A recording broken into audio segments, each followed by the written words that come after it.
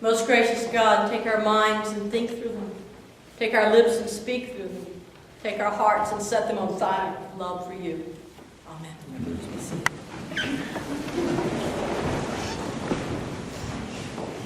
I want to go back to the words of the hymn we sang as we processed the gospel down. Let all mortal flesh keep silence, and with fear and trembling stand. You know, it has been said that a religious experience, an experience of the holy mystery that is God, has two characteristics about it. That at the same time it attracts us, and yet at the same time it causes us to tremble. Let all mortal flesh keep silence, and with fear and trembling stand. It's said that if the experience is one where you're just attracted to it, that it's highly likely that it's just an experience of sentimentality.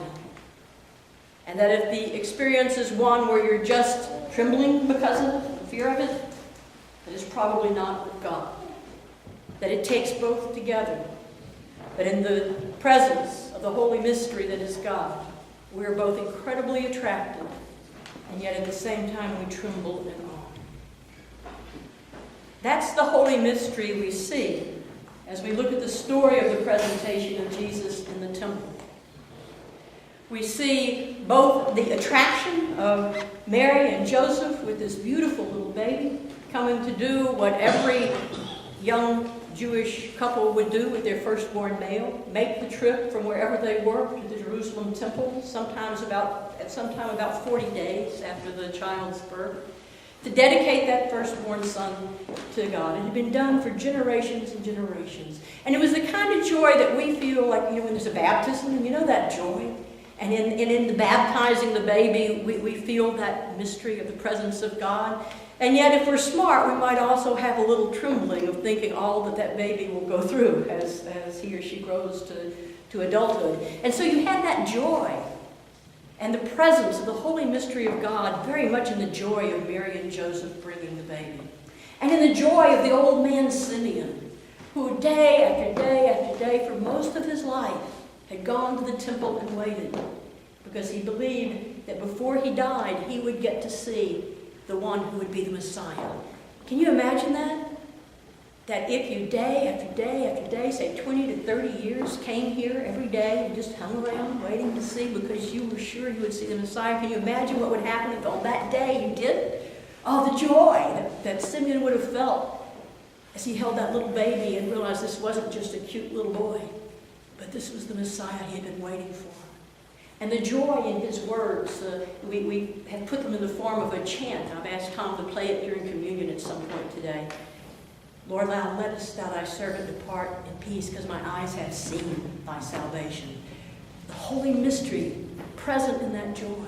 And in the joy of Anna, the old prophetess woman, who also recognized that this was not just a baby, but this was the Messiah, and began to tell everybody in her joy. And so in that holy mystery, when we're in the presence of that holy mystery, we are attracted by that joy. And yet there are also Simeon's words that caused Mary to tremble, I'm sure. His words that this child would see the rise and fall of many in Israel, that this child would be opposed, and that the sword would pierce her soul, her very soul. And yet, even there is the holy mystery. The mystery of God with us in all the rise and fall throughout all of our lives. The mystery of God with us even at the moment when something pierces our soul.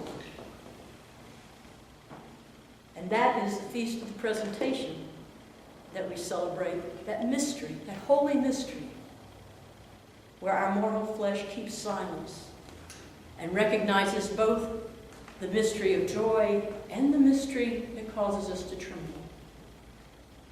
And yet, the power of that mystery is not just in that story.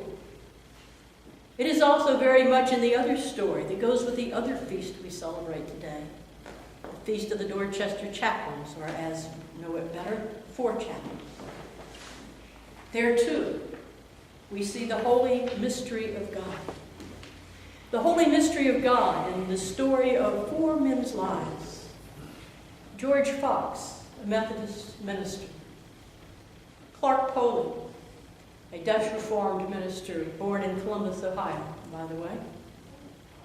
Alexander Good, a Jewish rabbi. And Father John Washington, a Roman Catholic priest. Four men who had become very good friends the year before this story took place, when they together attended the Army Chaplains School at Harvard University. Somehow, even though they came from very different backgrounds, they just clicked. And the cousin of Clark Poling said after all of the tragedy had happened, and after they had come to be known as the four chaplains because of that tragedy, Clark Poling said to someone once in an interview, he said, you know, if that had never happened, they would still have been the four chaplains because they were so close. They were the four chaplains together at that chaplains' school and a witness to everybody that was there that it's the same God we all worship. And so those four chaplains and the holy mystery of God and the joy of that friendship that they shared. And then on January 23rd, 1943, they set sail with the other men on the Dorchester, going somewhere into the European theater. We don't know exactly where they were headed, by way of Greenland. 900 men, four chaplains, on a ship that originally had been a civilian ship, but had been gutted and then re-outfitted to be a troop transport. They had taken everything out, every spare inch of space they had in that ship, put cots down in the engine room all over the place so that they could get all of these men on board, which meant that they were pretty much packed in there, kind of like sardines. They knew it was going to be a tough voyage. They knew it for several reasons. First of all, the water in that part was icy, and there were all sorts of things just to be aware of for the water itself. Secondly, that area was known as Torpedo Junction. And they knew that there were German submarines there just waiting, and people had been attacked before. But things had been going okay. And then they got about 150 miles off the coast of Greenland. And they had been warned that it looked like there might be a submarine in the area. And so the captain had told the men, sleep in your clothes with your life jackets on. But it was so hot down in that engine room. How could you possibly sleep in your clothes with this bulky life jacket on? So they hadn't done it. They had taken off life jackets. They had stripped down to their underwear down in those who were in the engine room. There were 100 or so or more of them. And then about 12:55 a.m., just a little before 1 in the morning on February 3rd, an arm came out of a German sub. The captain saw the transport and said, fire. A couple of torpedoes were fired. One hit under the water level, hit the engine room, and just destroyed it. 100 men were killed instantly when it happened. And of course it sent out the electrical power so that it was dark and there was chaos. Up on deck, it was cold and frigid. Down below, it was hot. Men were scrambling up, trying to get out in the dark.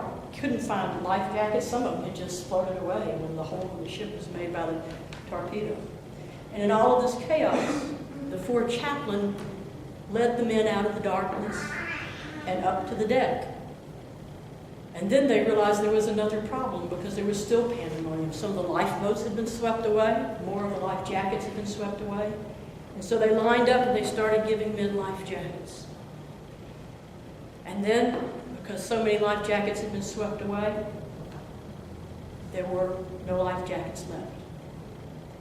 And so they took their own life jackets off and gave them to four of the men in line and saved 4 more lives. One of the survivors said that as he looked back, he saw the bow go up pretty high and then just sink. It had taken 27 minutes from the time the torpedo hit to the time the boat sank. But he said as he looked up, he saw the 4 chaplains against the rail, arms linked, praying and singing, some in English, some in Latin, some in Hebrew. It didn't matter. Same God. And they went down with the ship. And his sword, I'm sure, pierced the hearts of the men who survived, the hearts of their families, and probably their own hearts as well, as they knew those they would leave behind. The holy mystery of God, and the joy and friendship, and the rise and fall of that terrible night in the ocean, and the sword piercing their soul and the souls of those they loved. The holy mystery in front of which we can only stand in silence.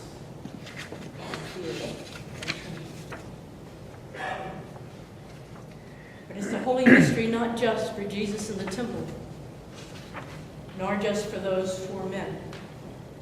It's the holy mystery that presents itself to us each and every day. We live and move and have our being in that mystery. We just aren't always awake to it.